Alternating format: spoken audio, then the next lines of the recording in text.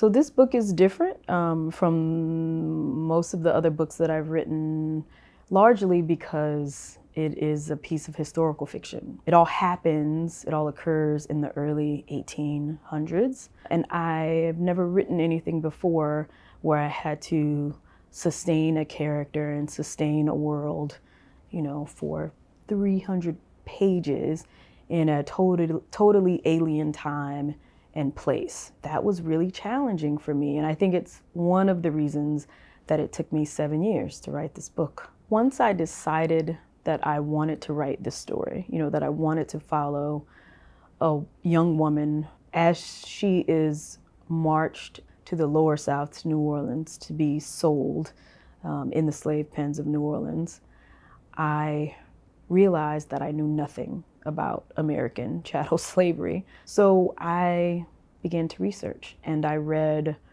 lots of books about American chattel slavery. Around 2 years in, I thought, well, I have to start writing, right? Because I realized that I'll never know everything about that time frame. And I think that I was very afraid of getting some sort of fact wrong, right? What if I put the wrong types of shoes on, my characters, or what if they're eating the wrong type of food, or, I was very afraid of getting the little things wrong. Then I realized, one, you have to start writing or it's never gonna get done, right? Because I figured I'd always be sort of grappling with that fear.